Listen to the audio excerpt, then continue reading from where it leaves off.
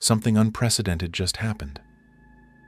Minutes ago, the remaining crew members of Mountain Monsters released a joint statement about an incident that's haunted them since 2019, an encounter so disturbing that it caused production to shut down for 8 months and left the team questioning whether they should continue hunting at all. For years, fans noticed something changed after Season 7. The energy was different. The crew seemed more cautious, more serious, less willing to venture into certain areas. Team members who used to charge fearlessly into the woods now hesitated at tree lines, and one location, a place they simply call the Hollow, was permanently marked as off-limits, with no explanation ever given, until now. The statement was posted simultaneously across all crew members' personal social media accounts, not the official show accounts, but their personal pages, suggesting this wasn't sanctioned by the network. The post was simple, direct, and chilling. "We need to tell you what really happened in the Hollow. We need to tell you why we almost quit. We need to tell you what followed us home. Before we go further, subscribe now if you're fascinated by cryptids and the unexplained, because what the Mountain Monsters crew is about to reveal will change everything you thought you knew about what's lurking in Appalachia."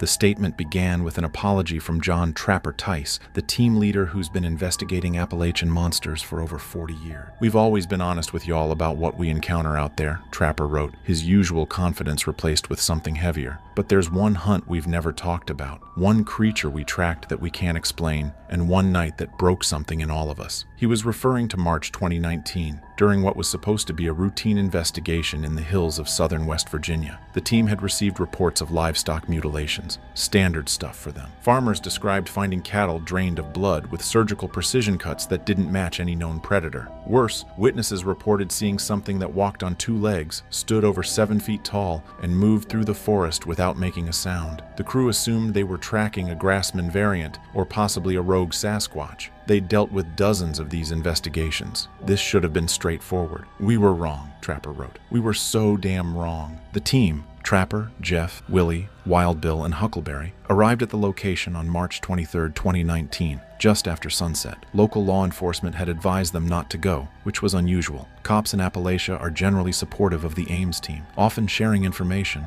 and helping with access to remote areas. But the sheriff who met them at the trailhead was different. He was nervous, kept looking over his shoulder at the tree line, and spoke in a low voice, as if afraid something might hear him. "You boys need to understand something," the sheriff told them, according to Wild Bill's account. "This ain't like your other hunts. People don't come back right from that hollow. Some don't come back at all." When Willy asked what he meant by "don't come back right," the sheriff just shook his head and walked away. But before he left, he turned back and said something that none of them forgot. "If you hear it calling your names, don't answer. No matter how much it sounds like someone you know, don't you dare answer." The team laughed it off at the time. They'd heard plenty of local superstitions, but as Jeff wrote in his portion of the statement, "We should have listened. God help us. We should have turned around right then." The first 3 hours of the investigation were normal. They set up thermal cameras, deployed motion sensors, and split into 2 groups to cover more ground. The forest was unusually quiet.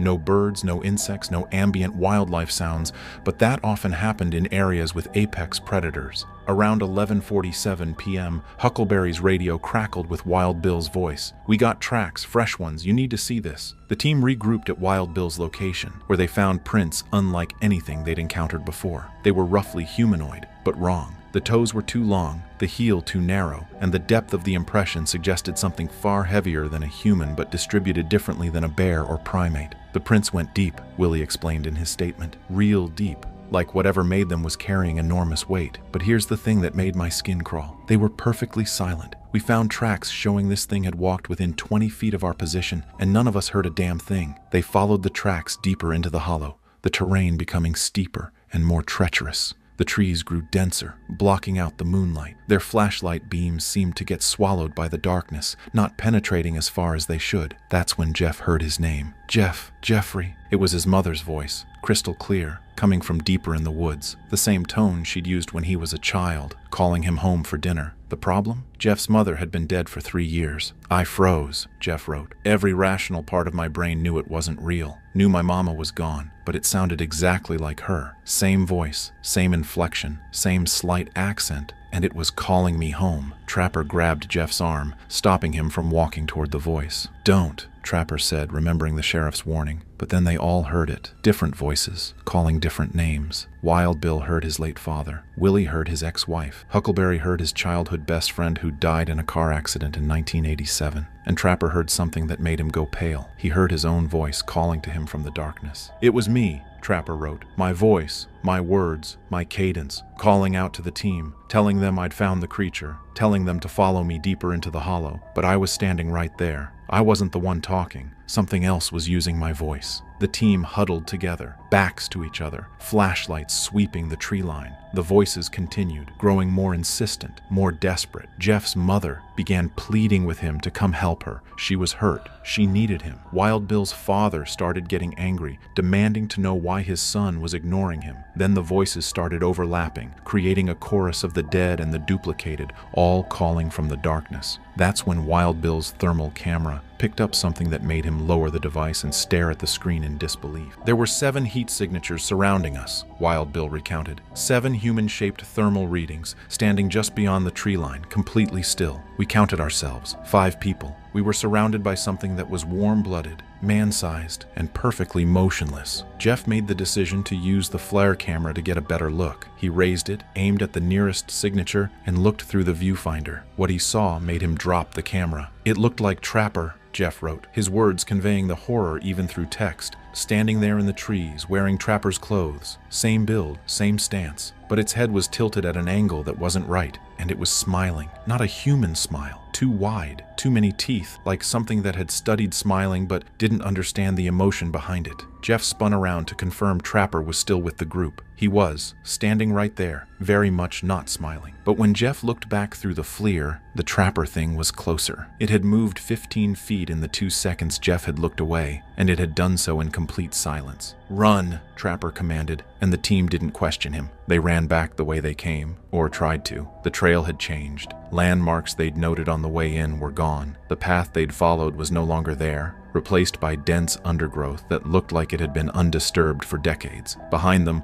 the voices followed, but now they were changing, distorting. Jeff's mother began speaking in his voice. Wild Bill's father started sounding like Willy. The voices were blending, shifting, learning. "We realized it wasn't trying to lure us separately," Willy explained. "It was learning us. Learning our voices, our patterns, our relationships. It was studying how we communicated so it could replicate us better."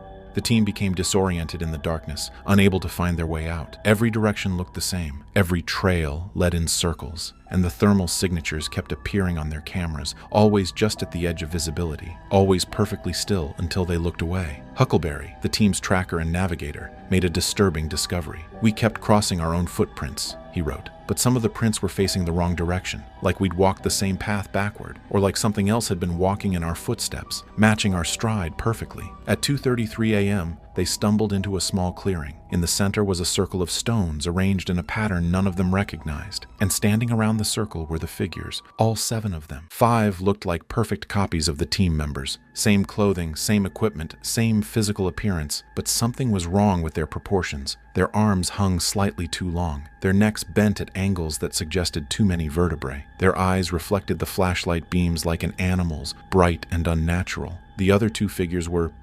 incomplete. One had Trapper's face, but Wild Bill's body.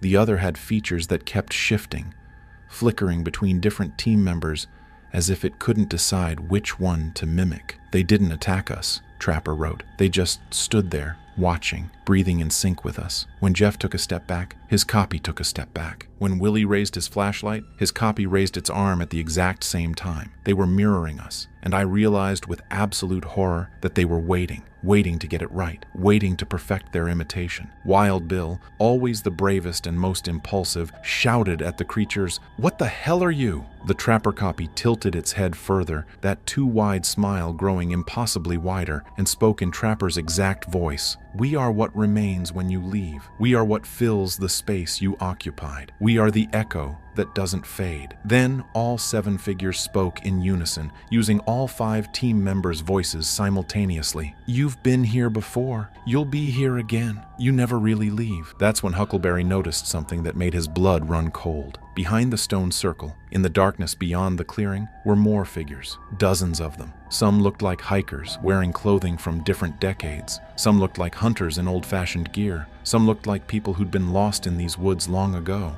and they were all standing perfectly still, faces blank, eyes reflecting the light, waiting. "The Hollow collects," Trapper wrote. "That's what we understood in that moment. The Hollow collects people, not their bodies, but their patterns, their essence. It creates copies and keeps them there, trapped in a loop of existence, forever walking the same paths, forever calling out to new visitors, forever adding to its collection." The team ran again, this time with pure survival instinct overriding everything else. They crashed through underbrush, fell down slopes, ignored injuries and exhaustion. Behind them, they could hear footsteps, multiple sets of footsteps, matching their pace perfectly. Jeff glanced back once and saw his own face running behind him, keeping pace, mirroring his movements exactly, except for that horrible, wrong smile. They burst out of the tree line at 4:17 a.m., nearly 7 hours after they'd entered. Their vehicles were there, untouched, but something was wrong. The sheriff was still there, sitting in his patrol car, watching the woods. "You boys made it out," the sheriff said, but he didn't sound relieved. He sounded disappointed, resigned. "Most don't first time." "First time?" Willy demanded. "What the hell do you mean, first time?" The sheriff looked at each of them carefully, studying their faces, their mannerisms. "Just making sure all of you came back," he said cryptically. "Sometimes something else comes out wearing their faces. You can usually tell by the eyes. The copies never get the eyes quite right." He drove away without another word, leaving the team standing there, looking at each other with sudden suspicion and horror. How would they know if one of them wasn't really them anymore? The aftermath was worse than the encounter itself. "We all started experiencing the same thing," Jeff wrote. "We'd see ourselves, not in mirrors that we could dismiss as stress, but out in the world. I'd be at the grocery store and catch a glimpse of myself in the parking lot, standing perfectly still, watching me from between cars. Wild Bill said he saw himself standing in his backyard at 3 a.m. just staring at his house. Willy's neighbors asked why he was walking around his block at midnight when Willy had been asleep in bed. The team tried to return to normal filming, but the encounters continued. During a hunt in Kentucky 2 months later, Trapper's audio recorder picked up his own voice, whispering things he'd never said. In Tennessee, Huckleberry's motion-activated camera captured footage of Huckleberry walking past the camera, while Huckleberry was asleep in the tent 50 yards away. "We couldn't tell anyone," Trapper explained. "How do you explain to a production company that you might have brought something back, that there might be copies of us out there, getting better at imitating us, learning our lives, studying how to replace us?" The team consulted with experts, not cryptozoologists or paranormal investigators, but psychologists, neurologists, anyone who might explain what they were experiencing. The consensus was stress-induced hallucinations brought on by a shared traumatic experience. But then came the incident that forced them to speak out. 3 weeks ago, Jeff's wife called him in a panic. She'd been at home alone when she heard the front door open. She called out, thinking it was Jeff coming home early. Footsteps walked down the hall. She heard breathing outside the bedroom door. Then Jeff's voice, "Honey, I'm home." But Jeff was at a team meeting 3 hours away. He had witnesses. He was definitely not at home. His wife, terrified, locked herself in the bathroom and called the police. When officers arrived, they found the front door unlocked, muddy footprints leading down the hall to the bedroom door, then stopping. The prints matched Jeff's boots exactly. Same size, same wear pattern, same unique scuff on the left sole, but the prints didn't lead back out. They just stopped, as if whoever or whatever had made them had simply ceased to exist at that spot. "That's when we knew we had to go public," Jeff wrote, "because whatever came back with us from the Hollow, it's not content to just watch anymore. It's getting closer. It's learning our homes, our families, our lives, and we don't know how to stop it." The crew's statement ended with a warning and a plea. "If you're planning to go into the Appalachian wilderness, especially the areas we've investigated, please reconsider," Trapper wrote. "And if you go anyway, follow these rules. Never go alone.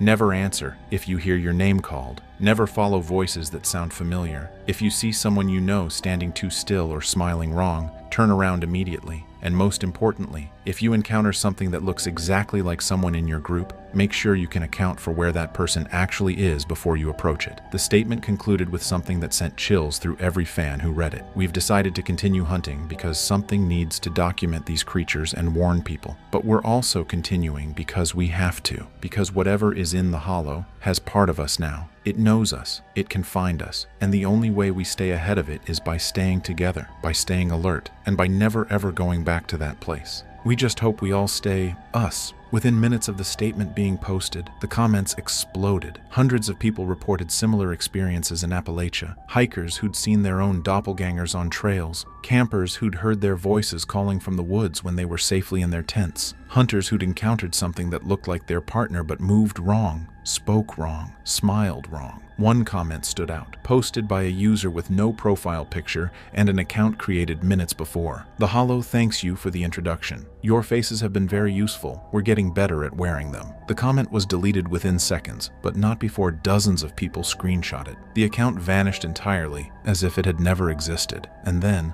this morning, something else happened. A hiker in West Virginia posted a trail camera photo to social media. The camera had been set up to capture wildlife near a remote trail. In the photo, standing in a perfect line on the trail, were 5 figures. They were too far away to make out clearly, but their silhouettes matched the Mountain Monsters team exactly. Same heights, same builds, same postures. But according to the timestamp, the photo was taken yesterday, and according to the team's social media, they were all at a convention in Pennsylvania yesterday, 300 miles away. One commenter enhanced the image, zooming in on the figures' faces. The resolution was poor, pixelated, but you could make out enough detail to see one thing clearly. All 5 figures were smiling, the same too-wide smile, the same wrong expression, and they were looking directly at the camera as if they knew it was there, as if they wanted to be seen, as if they were ready. The Mountain Monsters crew has broken their silence, but in doing so, they may have revealed something worse. Whatever is in the Hollow isn't content to stay there. It's patient, it's learning, it's waiting for the right moment to step out of the forest and into the lives of the people it's been studying. And the question that haunts everyone who's read their statement is simple but terrifying. How many of the people walking around are actually people? How many are copies, echoes, things that learned to wear human faces and are now living human lives, while the originals are still trapped somewhere in the darkness, calling out names that will never be answered? The crew wanted to break their silence. They wanted to warn people. But in revealing what happened in the Hollow, they may have also revealed that it's already too late, that whatever followed them out is already here, already among us, already perfecting its disguise. And maybe, just maybe, the crew members who posted that statement aren't the real ones anymore. Maybe the real Trapper, Jeff, Willy, Wild Bill, and Huckleberry are still in the Hollow, still trapped, still watching their copies live their lives. How would we even know? If this story disturbed you, subscribe and share this video. Let us know in the comments if you've ever encountered your own doppelganger or heard your voice calling from somewhere you weren't. And if you ever go hiking in Appalachia, remember the crew's warning. Some things in those mountains don't just watch, they learn, they copy, they wait, and sometimes they come home with you. The Mountain Monsters crew broke their silence, but maybe silence would have been safer, because now, whatever is out there knows we're talking about it. And if there's one thing that's become clear from their statement,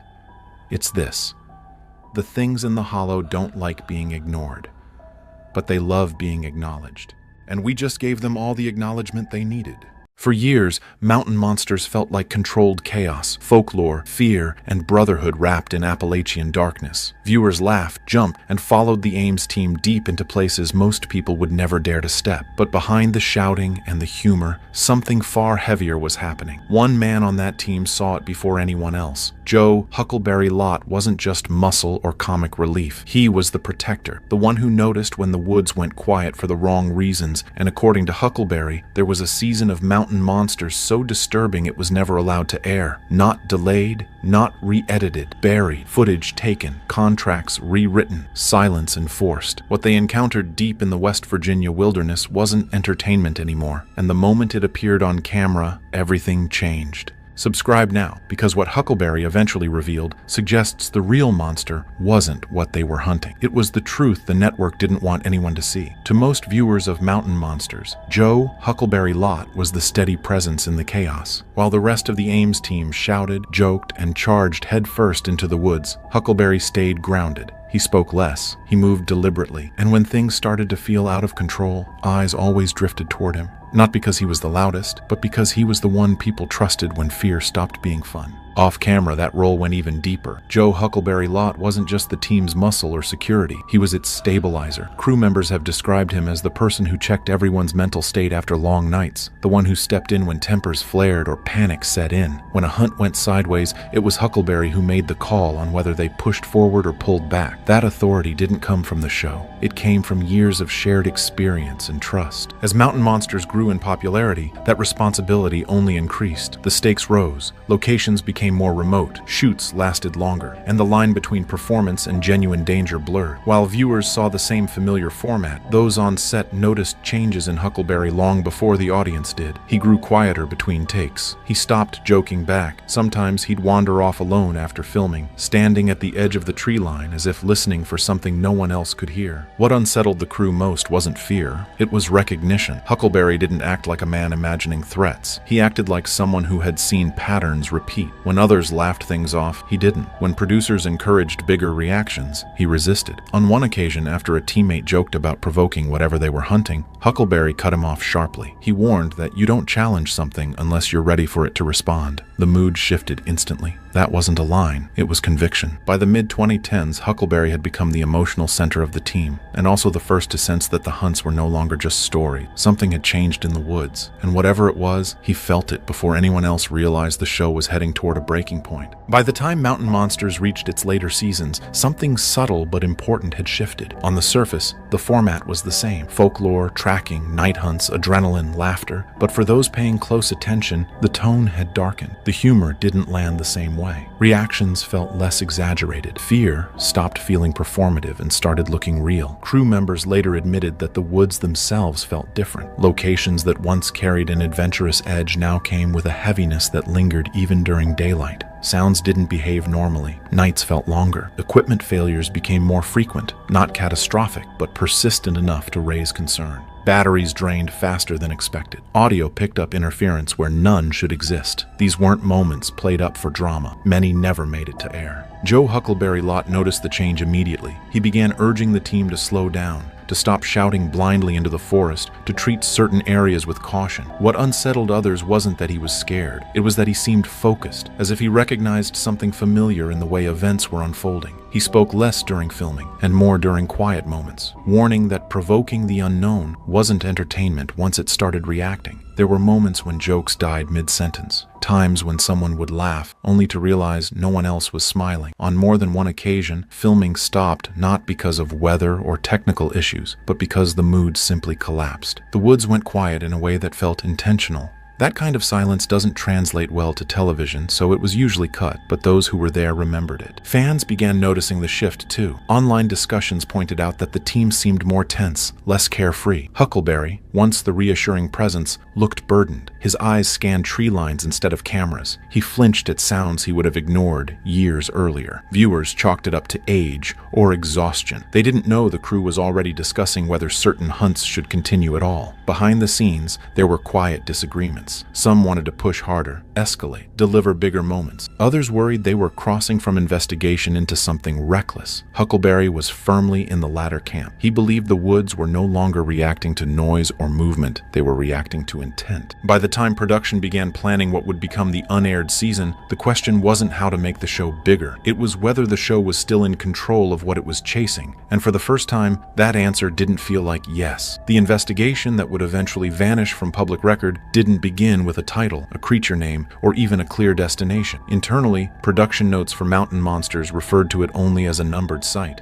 a remote stretch of Appalachian forest in southern West Virginia, far from towns, paved roads, or reliable communication. That alone was unusual. Most hunts were anchored in local legends with names people recognized. This one came with warnings instead of stories. From the start, locals were reluctant to speak on camera. A few would talk off the record, lowering their voices, refusing to give exact location. They mentioned lights drifting along ridgelines, animals found in places that didn't make sense, and a feeling that certain areas of the woods didn't want people lingering after dark. None of it fit clean folklore. It sounded more like avoidance than myth-making. The Ames team arrived expecting another difficult shoot. What they didn't expect was how quickly things felt wrong. Weather forecasts stopped matching reality. Clear nights turned into sudden fog. Winds shifted direction without warning. Electronics behaved inconsistently. Equipment that had worked for years began malfunctioning within hours of setup. These weren't dramatic failures, just enough disruption to make seasoned crew members uneasy. Joe Huckleberry Lott reacted differently than the rest. He didn't joke about it. He didn't brush it off. He started setting stricter boundaries, positioning cameras carefully, insisting on quieter movement through certain areas. When asked why, he gave the same answer repeatedly. Something about this place didn't feel random. By the first night, the mood had shifted completely. The forest felt compressed, as if sound couldn't couldn't travel the way it should. Small noises echoed too clearly. Larger sounds felt muffled. Jeff's thermal equipment picked up inconsistent heat signatures that appeared, moved unnaturally fast, then vanished before anyone could get eyes on them. Each time the team moved to investigate, the area went dead. Physical signs followed. Deep markings appeared on gear left unattended overnight. Not scratches from animals, straight, deliberate impressions that didn't match claws or tools. No one could explain how they'd been made without waking half the camp. Huckleberry stopped sleeping altogether, choosing instead to pace the perimeter until sunrise, watching the tree line as if expecting it to change shape. By the end of the first week, they had more footage than expected, and far less certainty. Whatever they were tracking wasn't behaving like an animal reacting to bait or noise. It was avoiding patterns, studying movement, adjusting. The realization settled quietly among the crew. This wasn't a hunt unfolding, it was an encounter waiting to happen. By the second week, the investigation no longer followed any familiar rhythm. Night hunts stretched longer. Movement was slower, quieter. The Ames team spoke in short sentences, conserving energy and attention. What unsettled everyone was not what they were seeing. It was what the equipment was reacting to before their eyes could catch up. On multiple nights, thermal cameras registered large heat signatures that appeared abruptly at the edge of frame, moved against the slope in ways that defied natural gait, then vanished as soon as someone tried to reposition. For Joe Huckleberry Lott, this was the breaking point between curiosity and caution. He began insisting that every camera stay rolling, even during downtime. He double-checked battery packs, repositioned audio recorders, and warned the crew not to wander off alone. This wasn't fear-driven panic. It was preparation. He behaved like someone who believed the encounter was inevitable and imminent. One night, while reviewing footage in the field tent, the team noticed something subtle but alarming. In several clips, background distortion appeared between trees, not as a clear figure but as a warping of space, like heat haze where no heat source existed. Frame-by-frame playback made it worse. The distortion moved independently of wind. It paused, it adjusted, and in one clip, it appeared to react when a camera operator shifted position, bending slightly as if tracking the lens. No one spoke for several seconds after that playback. There was no excitement, no celebration, just silence. One crew member later said that moment felt like crossing a line, the instant they realized they weren't documenting folklore anymore. They were documenting presence. Over the next 2 nights, activity intensified. Heavy movement circled the camp after midnight, slow and deliberate. Audio picked up low-frequency sounds that didn't register as animal calls. They weren't loud. They were close. Traps were triggered without activating sensors. Bait disappeared without disturbance to surrounding ground. And every time the team tried to recreate conditions for better footage, the activity stopped completely. The cameras kept rolling, though, and they caught things no one noticed in real time. Shadows that moved without a source, brief frame drops accompanied by audio distortion, and moments where the forest itself seemed to swallow light. Huckleberry stopped allowing jokes on mic. He warned that whatever they were dealing with didn't respond to noise, it responded to attention. By the end of that stretch, no one wanted to review footage alone, and the unspoken understanding among the crew was clear. Whatever had been watching them now knew it was being watched back. The final hunt didn't begin with urgency, it began with restraint. By that point, everyone understood that rushing only seemed to make things worse. The plan was simple: split into pairs, cover more ground quietly, and let the equipment do the work. Mountain monsters had used this method dozens of times before, but this night felt different the moment they stepped away from camp. Joe Huckleberry Lott paired off and moved upslope with a handheld camera and audio recorder. The forest was unnaturally still. No insects, no wind. Even their footsteps sounded muted, like the ground was absorbing noise instead of reflecting it. Minutes passed without incident. Then the radios began to crackle. At first, it was just interference, a low hiss. Then a voice cut through. Huckleberries. One word. Movement. What followed wasn't static in the usual sense. It was uneven, pulsing, as if something was breathing directly into the microphone. The sound lasted far too long to be interference. The rest of the team moved toward the signal immediately, calling out with no response. When they reached Huckleberry's location, they found him standing perfectly still, camera raised but unmoving, staring uphill between 2 trees. The camera was still recording. What it captured wouldn't fully register until later. A faint vertical shape stood just beyond the tree line, tall, indistinct, its outline shimmering as though the air around it was bending. It didn't advance. It didn't flee. It tilted slightly, the way a person might study something unfamiliar. Huckleberry whispered, almost involuntarily, "It's looking at us." Then it vanished. Not by running or retreating, it simply ceased to be there. In that instant, every device shut down. cameras, audio, thermal, radios, total blackout. When power returned, the time codes had jumped forward 9 minutes. No one could account for what happened during that gap. No one remembered moving. No one remembered speaking. Back at camp, the confusion turned to unease. Several traps had been tripped without triggering sensors. Bait was gone, dragged away without tracks. Buck was shaking uncontrollably, repeating the same sentence under his breath. It was behind us. The footage was reviewed once in silence, then again, more carefully. No celebration followed, no relief. Huckleberry didn't look relieved either. He looked shaken, not excited, not triumphant. Afraid. Later, he would say the thing that haunted him most wasn't how it moved, it was that it seemed to decide. The morning after the final hunt felt wrong in a way no one could name. There was no adrenaline hangover, no relief, no joking about what they'd captured. The footage sat untouched for hours. When it was finally reviewed in the field tent, the mood turned heavy. No one argued about what they were seeing. They argued about what it meant. This wasn't something that could be cut into a dramatic episode and moved past next week. Within a day, production was halted. Not paused, halted. Calls were made that the Ames team wasn't included in.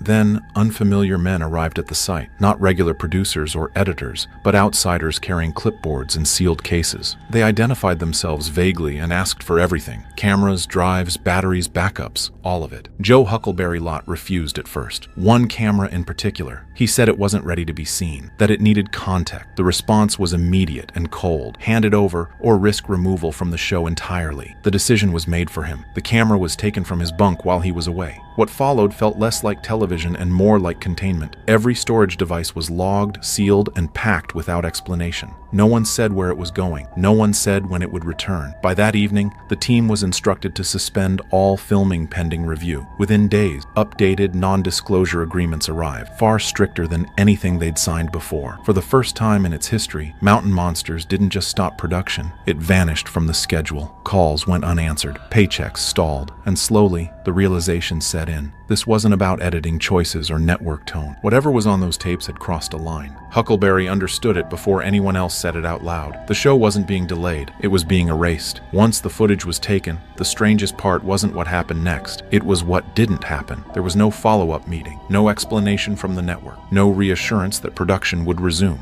Mountain Monsters simply went quiet. Calls from the Ames team went unanswered. Emails disappeared into silence. The momentum that had carried the show for years stopped overnight. Within weeks, the strain began to fracture the crew. The brotherhood that had survived years of long nights and dangerous hunts started to thin under pressure. Some members withdrew completely, avoiding contact and refusing to talk about the trip. Others tried to move on, hoping the silence meant the footage would eventually resurface. But Joe Huckleberry Lot couldn't let it go. He believed what they encountered didn't stay in the woods. He began connecting dots. Reports from locals near the filming area describing similar distortions, odd equipment failures, and sudden stillness in the forest. The stories echoed what the team had experienced almost word for word. To Huckleberry, it felt like confirmation. Whatever they had filmed wasn't bound to one place. Legal pressure followed, quietly at first, then directly. New warnings made it clear that any mention of the unaired season, the location, or the footage would trigger immediate action. Silence wasn't suggested. It was enforced. Faced with real consequences, most of the crew chose to walk away. That decision broke something. The show wasn't just canceled. The shared purpose that had defined the Ames team dissolved with it. To the public, the disappearance of Mountain Monsters looked routine. To those who lived it, it felt deliberate. Huckleberry later said the hardest part wasn't losing the show. It was realizing that the evidence they fought to capture, proof that they weren't just chasing legends, had been taken out of their hands. And once that happened, the hunt wasn't theirs anymore. For years after Mountain Monsters vanished, Joe Huckleberry Lot kept his distance. He still appeared at conventions, still smiled for photos, but anyone who asked about the missing season was met with a polite deflection. To the public, it looked like loyalty to contracts or respect for the network. To those who knew him,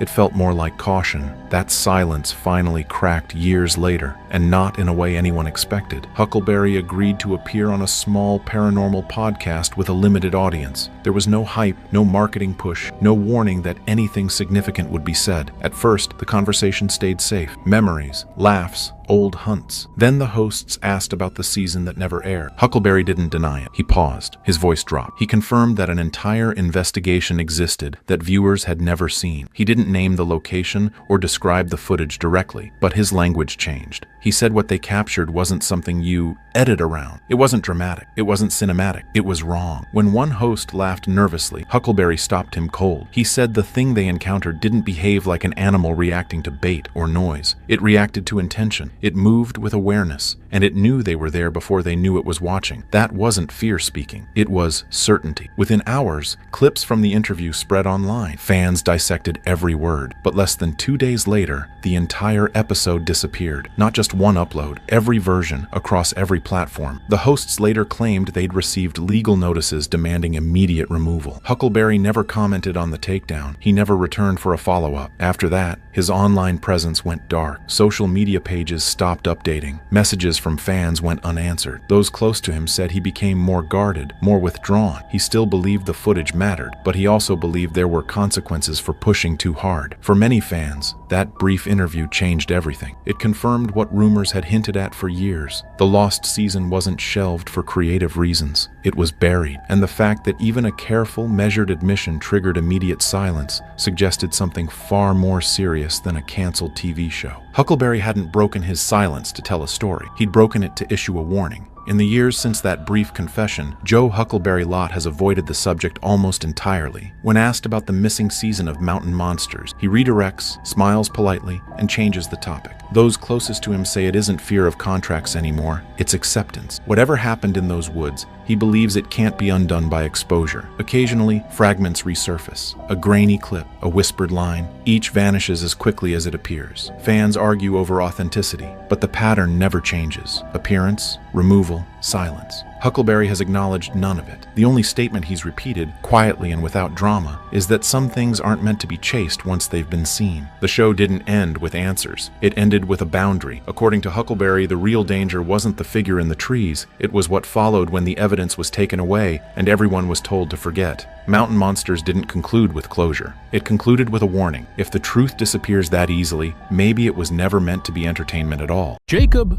Buck Lowe, the fan favorite from Mountain Monsters, has just broken his silence, revealing disturbing truths about what really happened behind the cameras. What he's claiming isn't just shocking, it's terrifying. Hidden footage, secret investigations, and a government warning that nearly shut down production for good. Was Mountain Monsters really a show about chasing folklore? Or were they documenting something no one was ever supposed to find? Before we uncover the truth, hit subscribe, because what you're about to hear has been buried for years, and tonight it finally comes to light. Before the cameras, before the fame, Jacob Buck Lowe was just another kid from West Virginia who grew up surrounded by stories of things that shouldn't exist. Born and raised in the Appalachian foothills, Lowe was fascinated by local folklore. Not the campfire kind, but the whispered ones. Tales of shadow figures in the hollers, red eyes blinking from tree lines, and miners who vanished deep underground. When Mountain Monsters premiered in 2013, audiences met Buck as the comic relief, the rookie who was eager but naive, always ready to run headfirst into the dark with a flashlight and faith in his team. But as the seasons went on, something changed. The laughter faded, the jokes slowed, and Buck became more guarded, more serious.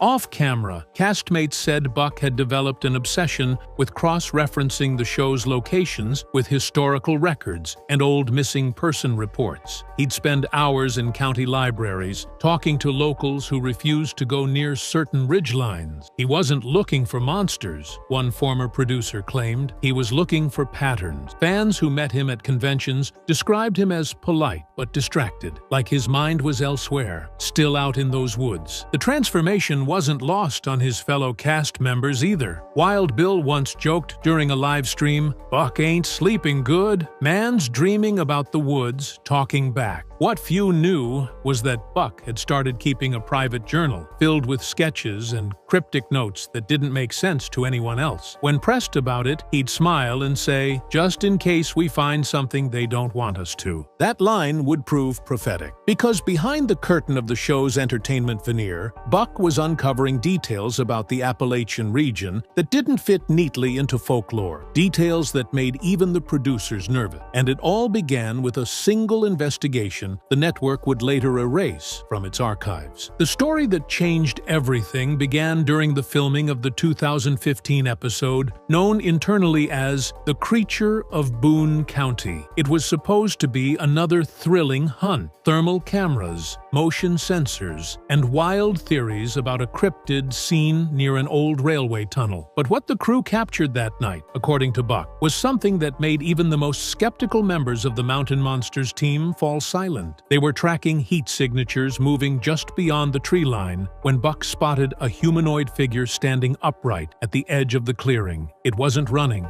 it wasn't hiding, it was just watching them. The crew's thermal scopes caught it clearly, nearly 7 feet tall, moving with a precision that didn't match any known animal. Then, just as quickly, every camera on site began to fail. Batteries drained, audio spiked into static. By the time they checked their footage later that night, everything from that moment forward had been corrupted. Producers told the team it was a technical glitch, but Buck didn't believe it. A few days later, an editor working post-production allegedly told him something that shook him, that a second copy of the raw files existed, one the network had quietly locked in an encrypted server marked "Do Not Distribute." Within weeks, the entire episode's storyline was rewritten. The strange sighting was replaced with a harmless, false alarm narrative. Fans noticed inconsistencies, mismatched weather, missing dialogue, an abrupt ending that felt edited to hide something. Months later, during a small podcast interview, Buck broke his silence and admitted, "What we filmed that night wasn't a monster story. It was something else, something walking like us, but it wasn't us." That confession vanished from the internet within 24 hours. But by then, a handful of listeners had already clipped the audio. What Buck said next would ignite one of the most chilling rumors in Appalachian folklore history: that the Mountain Monsters crew had captured real evidence the government didn't want aired. Just months after the mysterious Boone County footage vanished, Buck's life took a darker turn. It began one night in late 2017 when he received a phone call from an unlisted number. The voice on the other end was calm, deliberate, and unlike anyone he knew. "Mr. Lowe," it said, "you and your team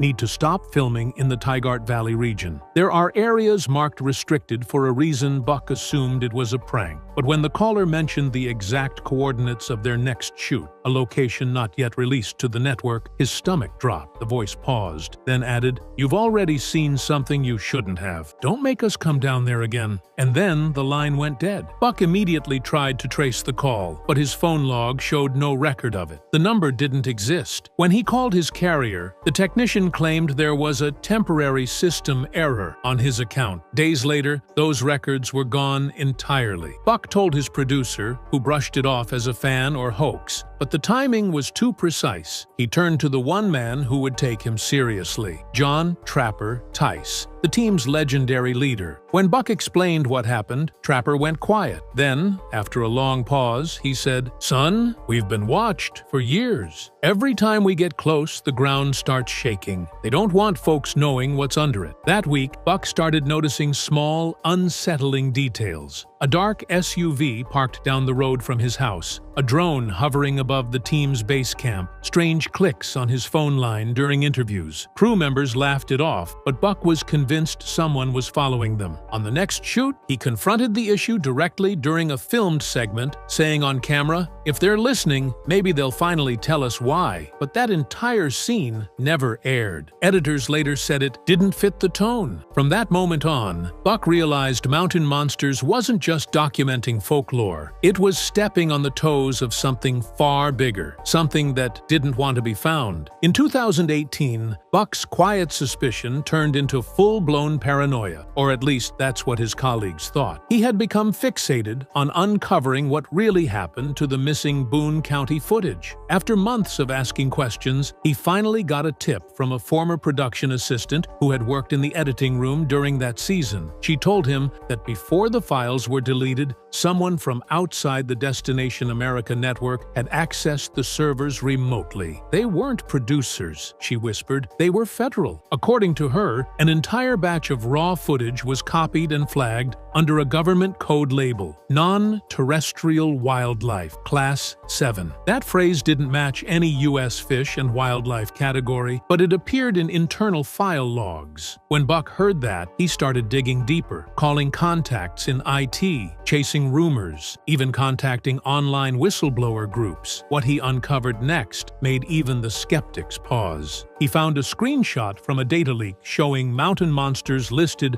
among other media suppression cases involving paranormal investigations and off-record government monitoring. The metadata tied back to a private defense contractor known for handling unusual biological recoveries. Buck couldn't believe what he was seeing. Their show, the same one known for laughter and Appalachian folklore, was apparently being treated like a national security risk. That night, Buck called Wild Bill and Jeff and showed them the screenshot. Bill's jaw dropped. "You're saying we're on some kind of government list for catching Bigfoot?" Buck shook his head. "No," he said, "not Bigfoot, something worse." Within days, the screenshot disappeared from the forums, scrubbed clean. The whistleblower who'd shared it deleted all her accounts. And then, strangely, a man claiming to represent Homeland Resource Oversight contacted the network, and every mention of the Boone County footage was permanently removed from their digital archives. That's when Buck realized the truth wasn't just being buried, it was being erased. By early 2019, the tension surrounding mountain monsters had reached its peak. Fans noticed long gaps between episodes, cryptic network statements, and rumors of production halts due to safety issues. Behind the scenes, Buck said the team wasn't just scared, they were being silenced. But the one person who refused to stay quiet was Trapper Tice. Though his health was failing, the old hunter remained sharp as ever. "They think they can bury this," he told Buck one night during a late call, "but the Earth don't keep secrets forever." According to Buck, Trapper had been doing his own research, compiling decades' worth of encounter reports that were never shown on television. Some of those came from military bases and old miners who claimed they'd seen tall figures with reflective eyes walking along restricted ridgelines after dark. Trapper's theory? That the creatures they'd been hunting weren't cryptids at all. They were sentries, biological watchers tied to something older and more organized than anyone imagined. A few weeks before his death, Trapper gave Buck a USB drive sealed in duct tape. "If something happens to me," he said, "make sure this doesn't end up in their hands." But after Trapper passed away, the drive vanished from Buck's truck. He reported it stolen, but there were no signs of a break-in. The local sheriff told him it was probably a coincidence. Maybe he dropped it. Buck didn't believe that for a second. In a podcast interview years later, Buck described the final message Trapper sent him just days before he died. The text read, "They're moving something out of the tunnels. If we disappear, tell them it's not a legend." The night that message was sent, strange radio interference was recorded across several counties in West Virginia. And in the Mountain Monsters archives, there's still an entire week of footage that was never released, marked confidential, sealed, and filed under Trapper's name. Whatever was on that drive, Buck believes it was the key to everything, the proof that turned their monster hunts into a real-life cover-up. After Trapper's death, something shifted, not just in the Mountain Monsters team, but in how the show was being handled. Buck described it best in a live stream months later. It stopped feeling like entertainment and started feeling like surveillance. He wasn't exaggerating. Production meetings that used to take place in open offices were suddenly invite-only. Crew members had to sign new non-disclosure agreements that forbade them from discussing unreleased materials or field anomalies. And every episode outlined now had to be cleared by a network-appointed compliance officer. None of this had happened before. The breaking point came during a shoot in Summers County. The crew captured something on a thermal drone, a figure far larger than a man, moving through the trees with unnatural speed. The moment Buck requested a copy of the raw file, he was told it had been corrupted. When he insisted on seeing the backup footage, he was informed that all secondary storage had been reformatted by mistake. Within 48 hours, the team received a message from the network's parent company stating that content pertaining to non-verifiable biological entities was no longer permitted to air. This wasn't just censorship, it was an erasure of their work. Buck, furious, went to social media to vent his frustration, posting cryptic messages about forces behind the curtain. Within days, those posts disappeared. His account was briefly suspended for abnormal activity, and he later discovered his phone had been remotely wiped. Meanwhile, fans began noticing the edits. Conversations were cut mid-sentence. Equipment malfunctions that Buck swore were not natural were replaced with staged bloopers, and in one strange case, an entire episode was uploaded with the wrong audio, the team's dialogue replaced by a looping background track. When questioned, the network's PR team said it was a post-production error, but Buck didn't buy it. He believed the truth was being buried again, and this time it wasn't some faceless editor behind the curtain. He started to suspect the involvement of something much deeper, a partnership between private media and government handlers. Because if Mountain Monsters was ever allowed to show what they'd actually seen in those woods, he believed the world's understanding of reality would never be the same. By late 2020, Buck Jacob Lowe was no longer the same man who first appeared on Mountain Monsters as the big-hearted rookie with an infectious laugh. He was paranoid, withdrawn, and convinced that someone, or something,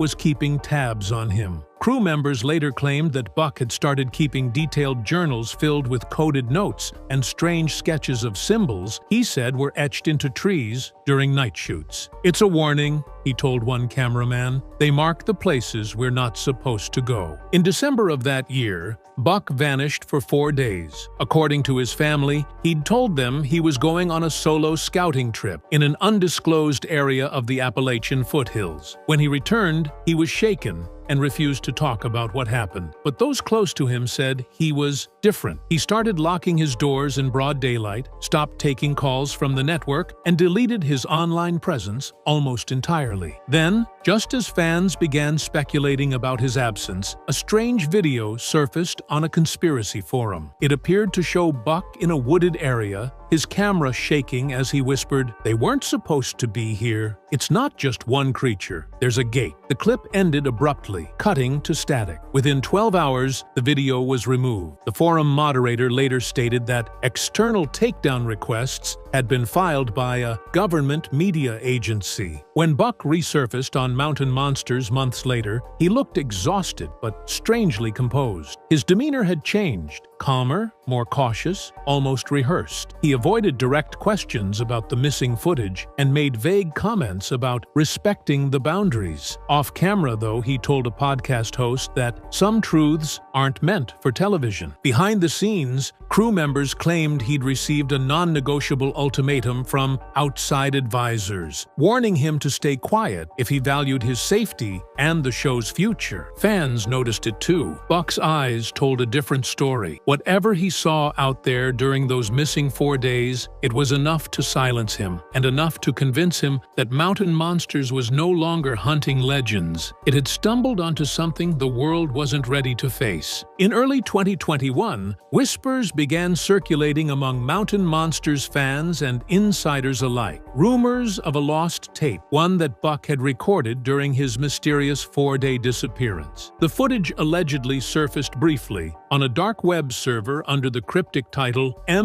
Black Site Footage 001. According to those who claimed to have seen it before it was taken down, the video showed Buck walking through a fog-covered ravine at night, holding a flashlight and muttering into a handheld recorder. "It's watching from the ridge," he said breathlessly. "Not one of ours. Not an animal. They built it." Midway through the clip, a high-pitched frequency distorts the audio, and a figure appears in the distance. Humanoid, but not human. Its outline shimmered, like heat mirage meeting flesh. Then, without warning, the camera dropped, and the screen went black. At the end, a single frame flickered before the feed cut out. An insignia, a triangle inside a circle, surrounded by the Latin words specula silentium. Translated, it means the Watchers of Silence. That was enough to send conspiracy forums into overdrive. Some users claimed that the emblem belonged to a secret intelligence branch operating beneath the U.S. Department of Energy, specializing in anomalous biological containment. Others believed it was tied to a private defense contractor with deep ties to government-funded research in the Appalachians. Whatever it was, the tape was gone within hours, scrubbed from every host site by unknown IPs traced to Virginia. Buck never confirmed or denied the video's authenticity, but those who spoke to him after said he looked terrified. In a leaked email exchange between him and a producer, Buck allegedly wrote, "They made contact first. The truth isn't about monsters, it's about us." Not long after, Buck quietly resigned from Mountain Monsters. The official statement said he was taking time for personal reflection, but insiders say he was forced out after warning the network that airing certain episodes could compromise national stability. Weeks later, the show's archives were abruptly moved off-site, sealed under contractual audit.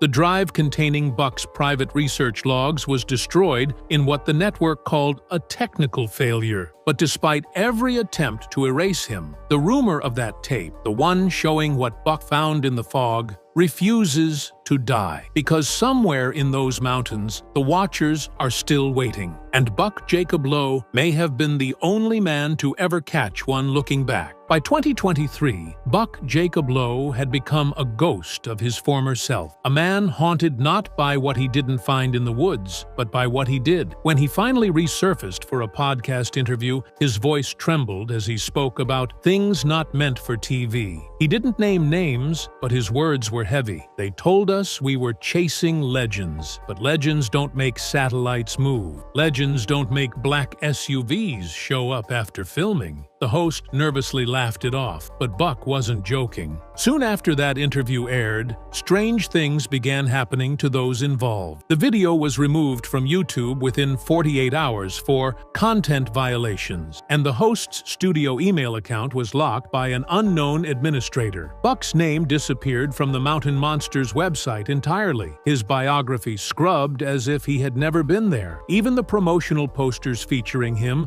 were replaced with edited versions showing only the remaining team members. Insiders claim Buck went off the grid completely. No social media, no public appearances, not even contact with his old castmates. But behind closed doors, rumors spread that he had been working on something, a tell-all documentary that would expose what Mountain Monsters really uncovered before the network buried it. Allegedly titled The Hidden Ones, it was said to include fragments of the banned footage, interviews with whistleblowers, and proof that government-funded contractors had been monitoring cryptid sites across Appalachia since the early 2000s. Then, in the spring of 2024, the project vanished. Funding pulled, files erased, the team disbanded. A single anonymous post appeared on Reddit the same week, reading only, "Buck was right. They weren't hunting monsters. They were hunting witnesses." No one has heard from him since. But one thing's certain, the truth Buck tried to tell didn't just die with the show. It's out there, buried in encrypted servers, in unmarked archives, and maybe even in the same woods where this story began.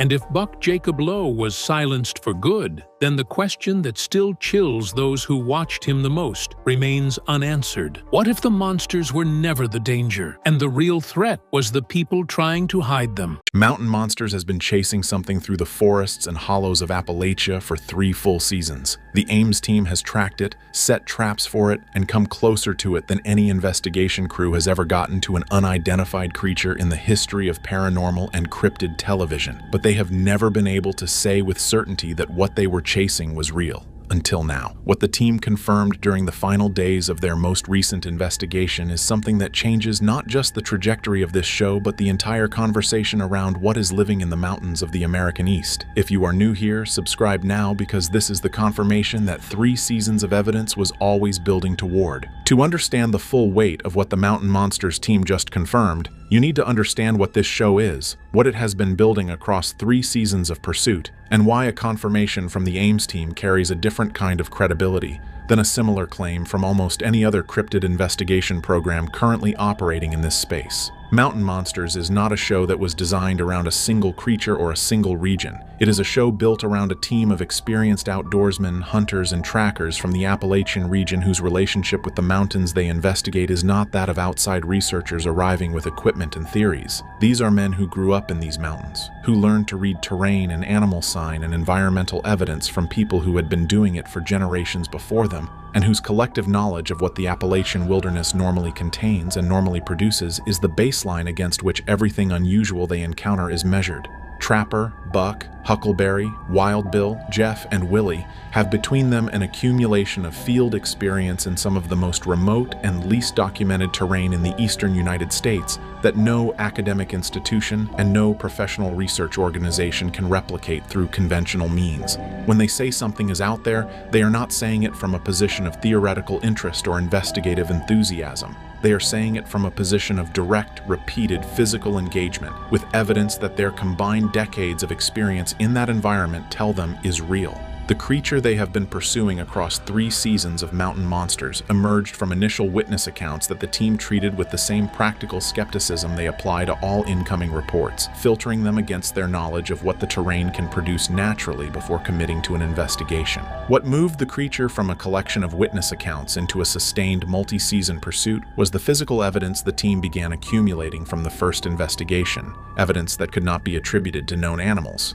that was consistent across locations and witnesses who had no connection to each other, and that pointed towards something operating in the Appalachian wilderness at a scale and with a behavioral profile that the team's collective experience had no existing category for. 3 seasons later, the Ames team has more physical evidence, more documented encounters, and more accumulated testimony from credible mountain witnesses than any previous cryptid investigation in the show's history. And now they have something more than evidence. They have confirmation. The confirmation that the Mountain Monsters team just delivered did not arrive without context. It arrived at the end of 3 seasons of investigation that produced a body of evidence so consistent and so specific that the confirmation, when it came, felt to the people who had been following the pursuit closely, not like a surprise, but like the inevitable destination of a line of evidence that had been pointing in one direction from the beginning. The first season of the creature's pursuit established the foundational profile. The initial witness reports that brought the Ames team to the region described encounters with something large, bipedal in some of its observed movements, but capable of moving on all 4 limbs at speeds inconsistent with any known large animal in the Appalachian ecosystem. Witnesses described a creature that was aware of being observed, that responded to the presence of investigators with behavior that suggested intelligence rather than simple animal flight response, and that left physical evidence at encounter sites that the Ames team's trackers found compelling from the first examination. Footprints that were outside the size range of any documented species in the region. Vegetation disturbance patterns that indicated something moving through dense terrain at a speed and with a physical profile that the team's hunters identified as unlike anything they had tracked before. And in several locations, structural formations, deliberate arrangements of natural materials that Trapper and the senior members of the team assessed as intentional rather than environmental in origin. The second season deepened the profile and raised the stakes. The team returned to the region with refined equipment and a more specific understanding of the creature's apparent territory, and what they found during that season's investigations pushed the pursuit from compelling to urgent. The creature was not simply present in the terrain. It was responding to the team's investigation in ways that indicated it was tracking them as actively as they were tracking it, appearing at locations ahead of the team's arrival, leaving evidence at positions that seemed designed to be found, and on at least 2 occasions during second season investigations, making direct physical contact with the investigation in ways that produced undeniable evidence of proximity that the team had not previously achieved. The third season was the season that produced the confirmation. The team arrived with a level of preparation and a depth of prior evidence that allowed them to operate with a precision and a focus that the earlier seasons had been building toward. And what they encountered during the final investigation of the third season was something that the accumulated context of everything that had come before made impossible to dismiss or explain away. Understanding what the Mountain Monsters team confirmed requires understanding what the creature they have been pursuing actually is, or more precisely what the 3 seasons of evidence suggested is, because the creature at the center of this pursuit does not fit cleanly into any of the existing categories that Appalachian cryptid investigation has previously worked with, and does not match the profile of any of the more widely discussed unknown animals that have been reported in the region over the past century. The physical profile assembled from the accumulated evidence of 3 seasons of investigation describes something that is significantly larger than any known predator in the Appalachian ecosystem.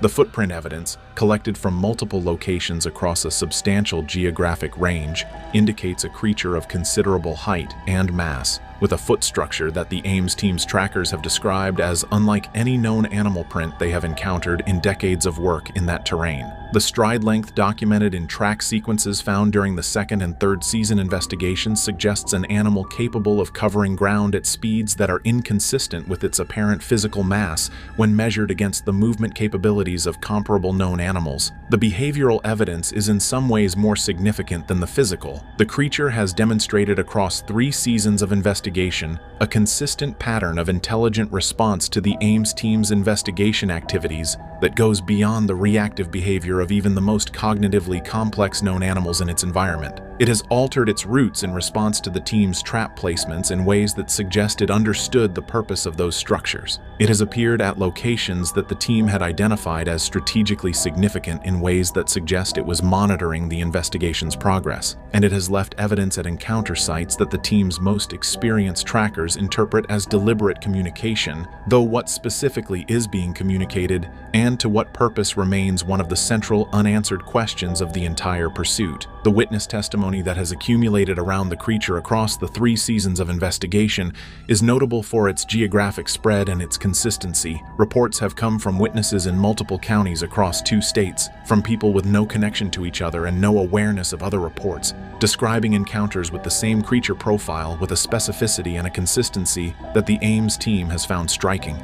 Witnesses who have encountered the creature in the field describe an experience that is different in character from encounters with known large animals, a sense of being evaluated rather than simply threatened, of being the subject of something's attention in a way that feels purposeful rather than accidental. The investigation that produced the confirmation was the 3rd season's culminating effort, the investigation the Ames team had been building toward, across 2 full seasons of accumulated evidence and refined understanding of the creature's territory and behavior. The preparation for this investigation was more extensive than anything the team had undertaken in the previous seasons, reflecting both the seriousness with which they were approaching the final push and the specific intelligence they had gathered about the creature's current location and movement patterns. Trapper had spent weeks in the period leading up to the investigation reviewing everything the 3 seasons had produced, working with the team's trackers to build the most complete picture available of the creature's range, its den locations, its seasonal movement patterns, and the specific behavioral triggers that had generated the closest encounters of the previous seasons. The result was an investigation plan that was more targeted and more specifically calibrated to what the evidence suggested than anything the show had previously attempted. The investigation began with the Ames team splitting into smaller units to cover more ground simultaneously, a tactical decision driven by the 2nd season discovery that the creature was capable of monitoring the team's movements and adjusting its position accordingly when the full group moved together through its territory. The first hours of the investigation produced evidence that immediately confirmed the team was in the right area. Track evidence fresh enough to indicate the creature had been in the immediate vicinity within hours of the team's arrival. Environmental disturbance in the vegetation consistent with the movement profile that had been documented across the previous seasons, and audio evidence captured on the team's recording equipment and heard directly by field members that Trapper and Buck both identified immediately as consistent with vocalizations attributed to the creature by witnesses from the 1st season onward. But it was the encounter in the 3rd hour of the investigation that produced the confirmation in a location deep in the terrain that the team's evidence suggested was central to the creature's current reign, under conditions that the combination of their preparation and the creature's own behavior had created in a way that neither side of the encounter had entirely anticipated. The moment of confirmation came in the way that the most significant moments in the Mountain Monsters investigation always come, not through a planned encounter at a prepared trap site, but through the unpredictable intersection of the team's carefully positioned presence and the creature's own movement through its territory, an intersection that the preparation had made possible, but that the specific form it took was not something the team had scripted or anticipated. The team members who were in the field when it happened have described the moment in accounts that are consistent in their core details and that convey, even through the filters of post-event recounting, the immediate and undeniable character of what the encounter produced. What the team witnessed was not a partial view, not a fleeting glimpse at the edge of camera range, not the ambiguous impression of something large moving through dense vegetation in low light. What they witnessed was a direct and sustained encounter with the creature at a distance and under conditions of visibility that made the kind of misidentification that skeptics apply to most cryptid encounter reports genuinely impossible for people with the combined field experience the Ames team brings to an investigation. Trapper, who has spent more time in Appalachian terrain than any other member of the team and whose capacity for disciplined assessment of what he is seeing in the field is the product of a lifetime of serious hunting and tracking, described what he witnessed in terms that he has not used about any previous mountain monsters encounter. He was not hedging. He was not framing his account in the conditional language that investigators use when they are describing something they believe they saw but cannot fully verify. He was describing something he saw clearly, under conditions that his experience told him were sufficient for a definitive assessment, and his assessment was definitive. The creature the Ames team has been pursuing across 3 seasons of investigation is real. It exists. It is present in the Appalachian wilderness in the region the team has been investigating, and it is something that the existing categories of known Appalachian wildlife do not account for. The confirmation encounter did not produce only eyewitness testimony from the Ames team. It produced physical and recorded evidence that the team collected during and immediately after the encounter. Evidence that is described by the people who have reviewed it as the most significant single body of material the Mountain Monsters investigation has generated across its entire 3-season run. The camera footage from the encounter, captured under the field conditions of a nighttime investigation in dense Appalachian terrain, shows what the team witnessed with a clarity that reflects both the quality of the equipment they brought to this investigation and the proximity of the encounter. People who have reviewed the footage describe it as the clearest visual documentation of the creature that the investigation has produced. Not perfect by the standards of a controlled photographic session, but sufficient under the assessment of the team members who were present and who have the experiential baseline to evaluate what they are seeing to constitute genuine documentation of an animal that is not a known species. The track evidence collected from the encounter site in the hours immediately following is described as the best the investigation has produced. Prints left in substrate conditions that preserved detail at a level not achieved in previous seasons, at a scale consistent with the physical profile the 3 seasons of evidence had suggested, and in a sequence that documents the creature's movement through and away from the encounter location in a way that allows a clear reading of its gait, speed, and direction of travel. Biological material collected from the site, from locations where the creature's proximity to vegetation and terrain surfaces during the encounter created opportunities for collection that previous investigations had not produced, has been submitted for analysis. The results of that analysis are not yet publicly available, but the collection itself represents something the investigation has been working toward across 3 seasons. Physical material from the creature that can be subjected to scientific examination, independent of the testimony and observational evidence that has constituted the bulk of the investigation's documentation to this point. Audio recordings from the encounter document vocalizations from the creature during the period of direct contact that represent the clearest and most sustained audio evidence the investigation has produced, and that the team's members have described as unlike any known animal vocalization in the Appalachian ecosystem. The confirmation that the Ames team delivered at the end of 3 seasons of investigation was not news to the people who live closest to the terrain where the creature has been documented. In the communities scattered through the mountains and hollows of the region where the investigation has been centered, the creature's existence has never been a matter of serious debate among the people whose daily lives put them in direct contact with the wilderness where it operates. It has been a fact of the local landscape, acknowledged in the practical and undemonstrative way that rural mountain communities acknowledge facts about the natural world they share, without drama and without the need for outside validation, because the evidence of direct experience has always been sufficient for people who trust what they have seen with their own eyes in terrain. they have known their entire lives. The witnesses who provided the initial reports that brought the Ames team to the region represent only a fraction of the people in those communities who have direct personal experience with the creature. The ones who came forward did so with the particular combination of conviction and reluctance that characterizes people who know what they saw and are aware that saying so publicly invites a response from the outside world that does not reflect the seriousness with which the experience deserves to be treated. The ones who did not come forward are more numerous, and their reasons for staying quiet are the same reasons that have kept this category of knowledge confined to local communities across the entire documented history of Appalachian cryptid reports. You do not talk about what you have seen in the mountains to people who have not seen it, because the conversation that follows is not worth having. The Ames team's 3 seasons of investigation changed that dynamic in the communities closest to the creature's territory in ways that are visible to anyone paying attention to how the local response to the show has evolved across its run. In the first season, the team encountered the careful and measured engagement that outsider investigators always encounter in these communities.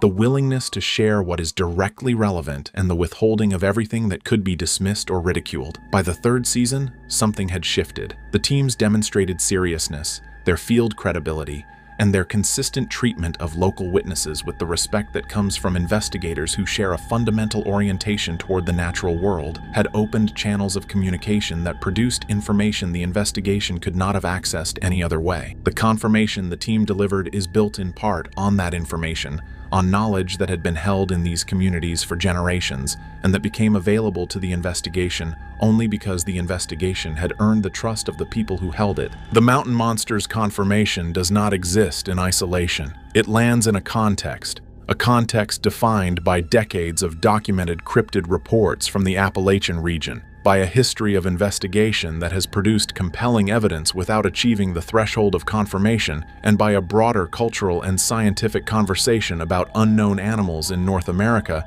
that has never been resolved in either direction with the definitiveness that a genuine confirmation of this kind demands. The Appalachian region has the longest and most densely documented history of unknown creature reports in the eastern United States. From the earliest written records of European settlement through the current era of trail cameras and smartphone documentation, the mountains have produced a consistent and geographically stable body of encounter reports that cannot be accounted for by known wildlife and that have never been fully explained by the misidentification and hoax explanations that mainstream commentary defaults to when these reports are addressed at all. The Mountain Monsters investigation, across its 3 seasons of pursuit, has been the most sustained and most methodologically serious field investigation of a specific Appalachian unknown animal that the documented history of this field contains. The Ames team's approach, grounded in the practical field skills of experienced hunters and trackers, rather than in the technological frameworks of academic or institutional research, has produced a body of evidence that is different in character from what previous investigation approaches have generated, and that is more difficult to dismiss precisely because it comes from people whose relationship with the natural world is practical and immediate, rather than theoretical. The confirmation they have delivered changes the terms of the broader conversation in ways that will take time to fully register. Within the cryptid investigation community, it represents a threshold that has not previously been crossed with this level of documented support, a shift from compelling evidence to confirmed reality that the community has been working toward across decades of field investigation. For the broader scientific and cultural conversation, it raises questions that cannot be indefinitely deferred. If the Ames team's confirmation is sustained by the biological evidence currently under analysis, the implications extend well beyond the specific creature they have been chasing. They extend to what the existence of that creature says about what else may be living in terrain that human investigation has consistently underestimated. The confirmation the Mountain Monsters team delivered at the end of 3 seasons of pursuit is not an ending. It is a threshold, and what lies on the other side of it is a set of questions and obligations that the investigation, the show, and the mountain communities where this creature lives are only beginning to reckon with. For the Ames team, the confirmation changes the character of everything that comes next. 3 seasons of investigation have been oriented around the question of whether the creature is real.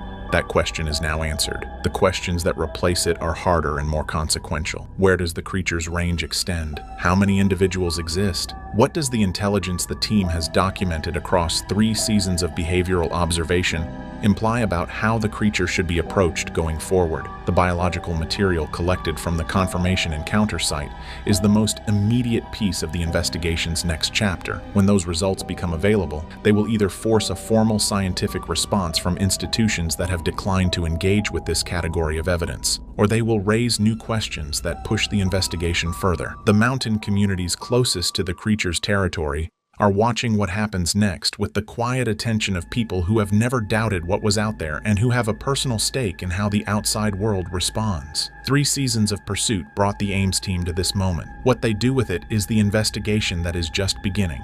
Mountain Monsters has been off the air for years, but the real reason production stopped has finally been revealed. This wasn't a simple cancellation. It was a forced shutdown triggered by massive lawsuits, insurance investigations, and fraud allegations that Travel Channel desperately tried to hide. Former crew members are now exposing systematic evidence fabrication, cast members suing each other over stolen money, Trapper's family demanding justice. The truth buried for years is finally coming to light. Subscribe now, because what's being revealed about why Mountain Monsters really ended is darker than anyone imagined. Mountain Monsters production came to an abrupt halt in late 2022, but the circumstances surrounding that shutdown were deliberately obscured by Travel Channel and the production companies involved. What viewers were told was a mutual decision to end the series after a successful run was actually an emergency stoppage triggered by legal and financial crises that made continuing production impossible. Cast members arrived for what they believed would be a routine filming week in West Virginia, only to be informed via group text message that production was suspended indefinitely. No explanation was provided beyond vague references to business complications requiring immediate attention. Equipment trucks that had already arrived at filming locations were turned around and sent back to storage facilities. Local guides and property owners who'd been contracted for the week's investigations were told their services were no longer needed,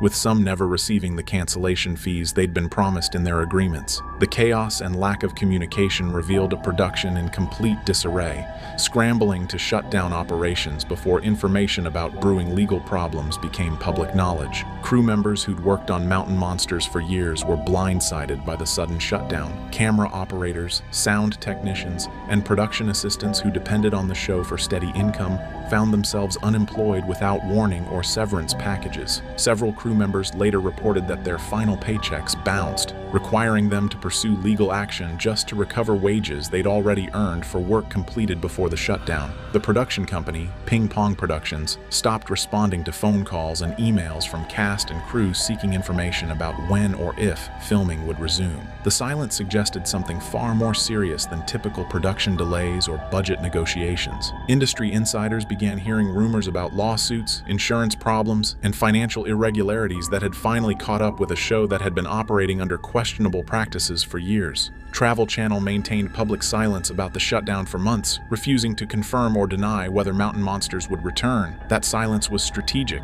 The network was consulting with legal teams about how to distance itself from the mounting scandals while minimizing its own liability exposure. Internal documents later revealed that Travel Channel executives had been aware of problematic practices on Mountain Monsters for years, but chose to ignore them as long as the show delivered acceptable ratings and revenue. The lawsuit that ultimately forced Mountain Monsters production to stop permanently was filed in October 2022 by a coalition of former crew members alleging a pattern of labor violations, unsafe working conditions, and systematic fraud that the production company had perpetrated over multiple seasons. The complaint, filed in West Virginia State Court, named Ping Pong Productions, Travel Channel's parent company Warner Bros. Discovery, and several individual producers as defendants. The allegations were damning and specific, backed by documentation including contracts, emails, text messages, and testimony from dozens of witnesses. The lawsuit's central claims focused on wage theft. Crew members alleged they were consistently paid less than their contracts specified,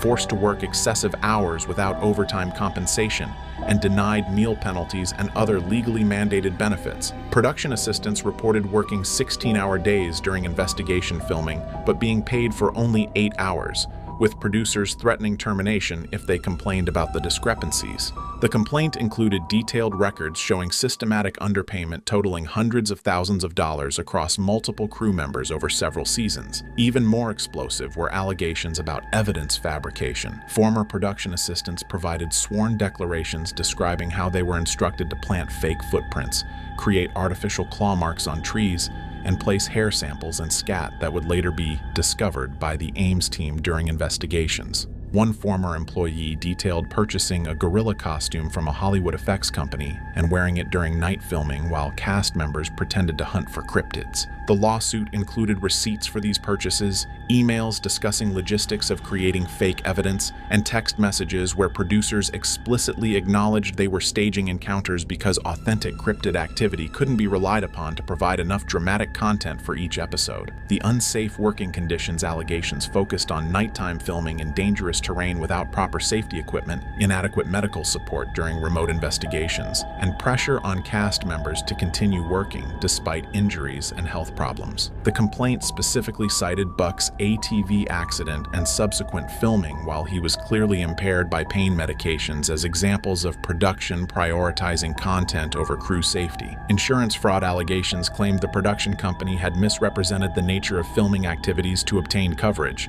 then filed false claims when injuries occurred. The legal warfare among Mountain Monsters cast members revealed that the Ames team's apparent brotherhood was a facade hiding bitter disputes over money, credit, and control of the show's valuable intellectual property. The conflicts began even before Trapper's death, but escalated dramatically afterward as surviving cast members fought over who deserved what share of residual payments, merchandising revenue, and potential future earnings from the Mountain Monsters brand. Wild Bill filed a lawsuit in 2021 against the production company, claiming he was owed over $300,000 in unpaid residuals from streaming and international distribution that his contract entitled him to receive. His complaint alleged that Ping Pong Productions had deliberately hidden revenue streams and provided false accounting statements to avoid paying cast members their contractual shares. Wild Bill's attorneys subpoenaed financial records that revealed Mountain Monsters had generated millions in revenue from Netflix licensing, Amazon Prime streaming, and international sales that cast members had never been informed about or compensated for, despite contractual provisions entitling them to percentage participation. Buck and Jeff filed a joint lawsuit making similar claims, arguing they'd been systematically cheated out of earnings they'd legitimately earned through years of dangerous work on the show. Their case included allegations that producers had created shell companies to funnel revenue away from the main production entity, specifically to avoid contractual obligations to pay cast members. The legal filings exposed how production companies exploit reality television performers through complex corporate structures designed to minimize payments while maximizing producer profits. Most bitter was the conflict between cast members themselves over merchandising rights. When Mountain Monsters merchandise, including t-shirts, hats, and collectibles, began generating significant revenue, disputes erupted about who owned the rights to the Ames team brand, individual cast member images, and catchphrases used on the show. Huckleberry claimed he'd never signed away his image rights and demanded compensation for any merchandise featuring his likeness. Wild Bill and Jeff argued they had agreements with the production company that entitled them to merchandising percentages, while Buck contended that all cast members should share equally in merchandise revenue regardless of individual contracts. The legal battles became so contentious that cast members stopped speaking to each other entirely, destroying any possibility of the team reuniting for future productions, even if the show's other problems were resolved. The insurance investigation that ultimately made Mountain Monsters production legally impossible began after Buck's ATV accident, when the production company's liability insurer received a claim for medical expenses and disability payments related to his injuries. Insurance adjusters conducting routine investigation of the claim discovered discrepancies between what the production company had disclosed about filming activities versus what actually occurred during Mountain Monsters investigations. The insurer had been told filming involved outdoor recreation and nature documentation with appropriate safety protocols, when in reality cast members were conducting dangerous nighttime investigations in rough terrain without adequate medical support, safety equipment, or supervision. Buck's accident triggered a comprehensive audit of all previous claims filed by Mountain Monsters production over multiple seasons. Investigators discovered a disturbing pattern. Numerous cast and crew members had filed injury claims related to filming, far exceeding the rate expected for the type of production activities the insurance company believed they were covering. Wild Bill's heart attack, various sprains and fractures among crew members, and multiple emergency room visits for injuries sustained during investigations revealed that Mountain Monsters was significantly more dangerous than the production company had disclosed when obtaining coverage. The insurance company determined that Ping Pong Productions had committed material misrepresentation by failing to disclose the true nature and risks of filming activities. They described Mountain Monsters as comparable to wildlife documentary production, when it actually involved cast members hiking dangerous terrain at night, building elaborate physical structures without engineering oversight, and engaging in activities that would require specialized stunt coordination and safety protocols if accurately disclosed. This misrepresentation potentially voided coverage for all previous claims and certainly terminated the policy going forward. Without insurance coverage, Mountain Monsters couldn't legally film. No location would grant permits, no network would authorize production, and cast and crew wouldn't work without liability protection. The production company attempted to obtain new coverage from other insurers, but once the previous carrier's investigation findings became known in the industry, no reputable insurance company would cover Mountain Monsters at any price. The few quotes the production company received for high-risk coverage required premiums so expensive they exceeded the show's entire production budget, making filming financially impossible even if they could find an insurer willing to take the risk. The legal action initiated by Trapper's family in 2023 opened a painful and complicated chapter in Mountain Monsters' troubled legacy, pitting Trapper's widow and children against the production company and network over how their deceased family member's image and legacy had been exploited since his death in 2019. The family's attorneys filed suit claiming that Ping Pong Productions had made verbal promises to compensate Trapper's estate for continued use of his image in episodes, promotional materials, and merchandise following his death, but had never formalized those promises in writing or made any payments. After Trapper died, Mountain Monsters continued airing episodes featuring him, released tribute merchandise with his image, and used his likeness extensively in marketing materials to promote new seasons, all generating revenue that his family never received a share of despite alleged promises from producers. The lawsuit argued this constituted both breach of contract based on oral agreements and violation of Trapper's publicity rights that passed to his estate upon death. West Virginia law provides that publicity rights, the right to control commercial use of one's name, image, and likeness, survive death and can be enforced by heirs for a specified period. Trapper's family claimed the production company had no legal right to continue profiting from his image without compensation to his estate, yet they'd done exactly that for over 3 years, while stonewalling the family's requests for accounting and payment. The emotional dimension of the lawsuit was heartbreaking.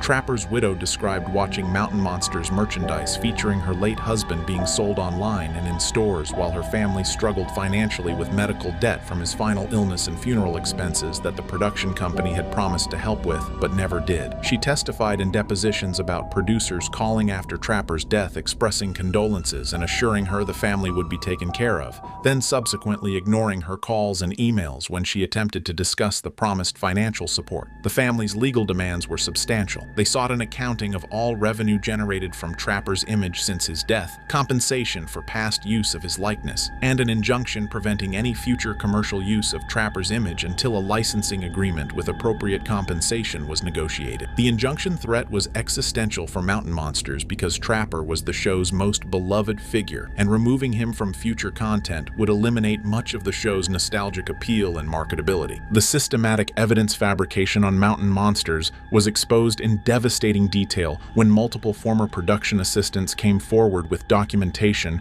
proving that virtually every major cryptid encounter and evidence discovery on the show had been staged, scripted, or manipulated to create false drama. The whistleblowers provided attorneys with emails, text messages, invoices, and video footage that painted a picture of a production built entirely on deception from its earliest seasons through its final episodes. One former production assistant provided a detailed written statement describing his responsibilities during filming, which included arriving at investigation locations hours before cast members to plant evidence that would later be discovered during filming.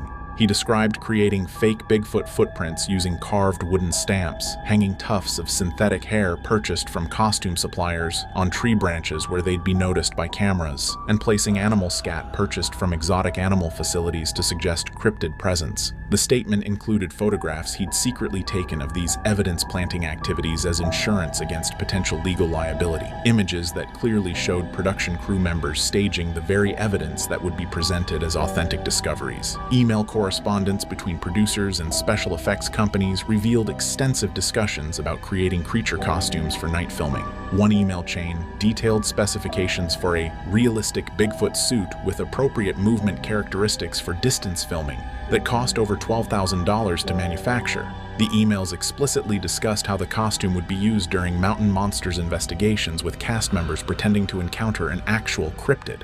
Invoices for the costume purchase and rental agreements for subsequent uses provided irrefutable documentation of premeditated fraud. Text messages between producers showed casual acknowledgement of the fabrication with jokes about manufacturing evidence, and discussions of which cast members were better at selling fake discoveries convincingly on camera. Perhaps most damning were behind-the-scenes video clips that production assistants had recorded on personal phones showing the reality of filming versus what appeared in broadcast episodes. One clip showed a dramatic Bigfoot encounter being filmed multiple times from different angles with a clearly visible person in a costume, followed by producers coaching cast members on how to react more convincingly for the final take that would air. The authenticity that made Mountain Monsters appealing was completely manufactured. Multiple property owners across West Virginia filed lawsuits against Mountain Monsters production, claiming trespassing, property damage, and filming without proper authorization or compensation.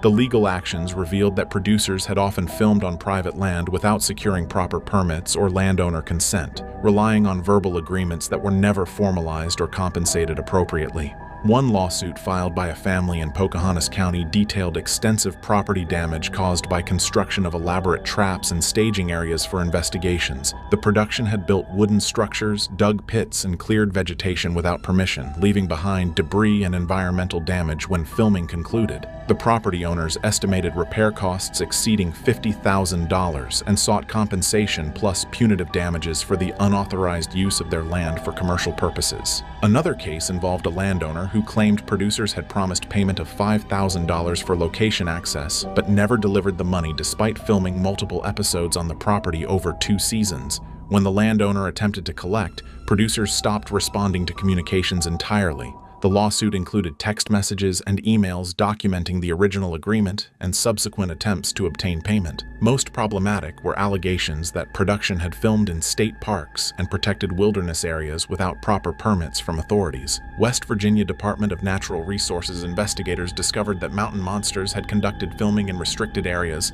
built structures in protected habitats, and violated environmental regulations regarding waste disposal and vegetation disturbance. The state issued fines totaling over $100,000 and referred the matter for potential criminal prosecution. These land disputes created additional legal and financial burdens that made continuing production untenable, while also damaging relationships with West Virginia communities that had initially welcomed the show as promoting local cryptid folklore and tourism. Travel Channel's decision to permanently end Mountain Monsters came after executives conducted a comprehensive cost-benefit analysis revealing the show had become a massive liability that outweighed any remaining revenue potential. The network faced mounting legal exposure from multiple lawsuits naming Travel Channel alongside production companies as co-defendants. Even if the network prevailed in litigation, defending against claims would cost millions in legal fees while generating negative publicity that damaged Travel Channel's brand reputation with viewers and advertisers. Ratings for Mountain Monsters had declined significantly in later seasons as viewer skepticism about evidence authenticity increased, and the show failed to evolve beyond repetitive investigation formats. The loss of Trapper had hurt viewership substantially, and attempts to continue without him proved unsuccessful at retaining audience loyalty. Meanwhile,